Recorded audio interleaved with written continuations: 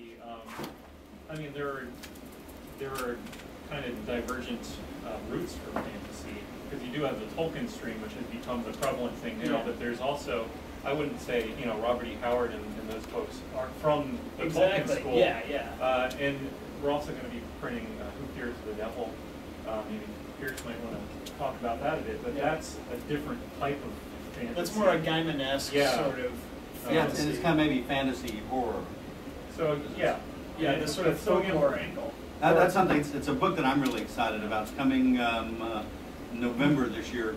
Who Fears the Devil? Manly Wade Wellman, over a period of about 30 years, wrote a series of short stories about a character called Silver John, or John the Balladeer. John came back from Korea, back to his mountains of North Carolina, and in these short stories he wanders the mountains of probably not just North Carolina, I've forgotten what they used to call it, yeah, Appalachia, but it's called like the Forgotten Quarter. That's not quite right, but anyway, through the mountains with a guitar strung with silver strings, and he collects the folk music of the folks in the mountains, and at the same time he fights evil. And it's, you know, it's mostly hillbilly evil. But it's a totally different flavor of fantasy. Or if you want the straight up roots of fantasy, we're publishing The Ship of Ishtar by Abraham Merritt in a couple of months here. And that one's fascinating because that's one that a lot of people have looked back to. You know, he was pre-Lovecraft, pre a lot of those guys, and you can really see his influence in his writing style on a lot of the fantasy that came later. And that's just a straight up, there's no you know, space involved at all. That's strictly a like guy sucked into an ancient Babylonian artifact, and then he's in this alternate dimension on a ship where the god of good and the god of evil, or rather more like the god of death and the goddess of love, are essentially fighting on this ship, and he's trapped in between them. And there's all sorts of, there's also a lot of like Lonkmar-esque sort of cityscape stuff, and it's really fascinating and in-depth, and amazing to think that it was written, you know, 100 years ago. Yeah, Merritt was one of the Weird Tales writers, and a poll was done in the late 30s, maybe the early 40s, to select the most favorite Weird Tales author of all time, and the readers chose Merritt. I mean, that's over Lovecraft and Robert E. Howard and Catherine Moore and Henry Kuttner. So he had a lot going for him. Yeah. Let's see, that is due in September. There's a book out of Lovecraft's, the books that influenced Lovecraft. It's actually short stories and things, and The Moon Pool is one of them. It's considered one of the most influential works of Lovecraft, and was later expanded into a novel. Yeah. Yeah. So he was hugely. And you can see when you think of, like, having never read any Merritt before we decided to publish this, but read a significant amount of Lovecraft, to be reading through this and just see, like, Lovecraft has a certain sort of florid quality to his prose. It's very sort of dreamlike, very expansive, and descriptive. And then to see it done by Merritt in, you know, similar ways, but before him, you can really see the direct influence there. And it's neat to see it carry on with what we're publishing in Flame Stories, because then later C.L. Moore exactly picks yeah. up the torch. And so yeah. Turns out that whole idea of sort of not just straight science fiction or fantasy, but weird fiction. And you know, you sometimes hear about there's sort of a movement like trying to be able, like the new weird you hear about sometimes, but the original weird was essentially the Weird Tales crew, folks like Lovecraft and Merritt. Well, yeah, in fact, even our old buddy Otis Adelbert Klein was one of the founding editors of Weird Tales, although his novels were all published in Argosy magazine.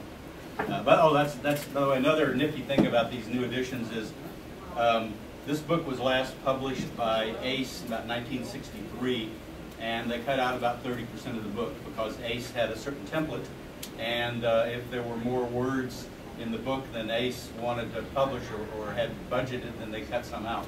So this is the first time that the entire novel is back together since about 1932, I think.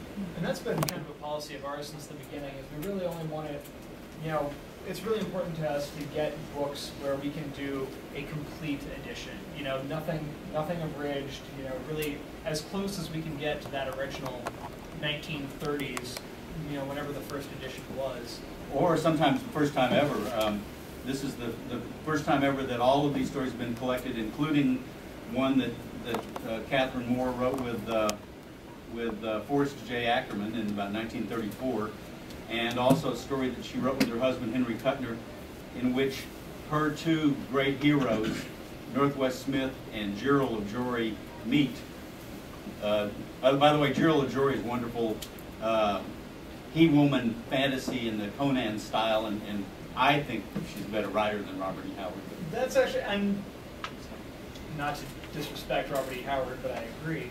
And I actually think that possibly of all the books we've done, it's a shame we don't have one right here, but Drill of Jory is, I think, possibly the most significant book we've published, in that her character, Drill, was really the first strong female protagonist in the genre, and the first one who wasn't a damsel to be rescued or a prisoner to be ravished or whatever, but actually had somebody who was out there kicking ass and taking names, essentially. Like, when you read through, she is basically a female Conan. She runs her, you know, her city, and she fights evil with a broadsword, and is basically just a badass. And it was interesting to hear, you know, we got an introduction to that one by Susan McKee Charnas, yes. But we've heard from other people as well that those books were really inspirational to a lot of the, you know, now popular female fantasy authors, because at the time there was just nowhere where they could find people writing, you know, first off, women writing, like, because Cecile Moore really was one of the first women to write in the genre, hence the CL as opposed to Catherine, because at the time there just weren't any women writing in the genre. And it was the Lee Brackett could get away because nobody knew whether she was a man or a woman. Yeah, just assume she's British. To have the first female author doing the first female protagonist and to have it be really good is hugely impressive, and yet here it is. You know, I feel like that should be required reading in any course that has to do with the history of, you know, popular lit. And yours have been out of print for years. Yeah, and Susie McKee Charnas is a noted feminist, I guess, science fiction writer. Nicola Griffith introduced another one of our Lee Brackett novels, The Sword of Rhiannon, and so there's a lot of interest, not just in rediscovering some of the great stuff from the pulp era, but to understand that there were really great female writers, and just nobody knew it. In fact, one of the stories was Howard Hawks, the movie director, had seen, was it The Big Sleep that she wrote?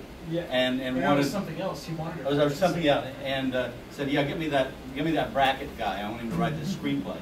Yeah, and of course she did, and it went on to become classic. But and Brackett is I mean, as far as pulp writers go, I think she's more modern in style a little bit. She updates the Edgar Rice Burroughs style. I'm a big Edgar Rice Burroughs fan, but and I love the old stuff. But sometimes the style can seem a little bit dated, and I don't feel that way when I read Brackett. No, that's something that I definitely felt, because I mean it's interesting. We've got a wide spectrum even just on the staff, and you'll see, you know, when Eric comes in, Eric is in love with the pulps. He is a pulp collector, and Pierce also has a huge knowledge of, you know, science fiction from today back to the beginning of time. When I was born. And you're also a huge fan of the old school stuff as well. I kind of straddle down the line, because I like the new stuff and the old stuff. And you know, since the beginning of Plant Stories, he was born since time began. Yeah, since the beginning of Plant Stories, my job has kind of been to be the punk kid who doesn't necessarily know about the pulps, or is saying, well, but why would somebody new care? Like, why would somebody who's maybe never read any classic science fiction, or thinks that, you know, fantasy started with Dragonlance, you know, that sort of thing, why would we care? And I think that's one of the things that makes the line really strong, is that we manage to cater to all these masters at the same time. And the point at which we all agree that a book is a good idea, it tends to really be a good idea. And I wish Eric would get here so we could tell you what we have coming.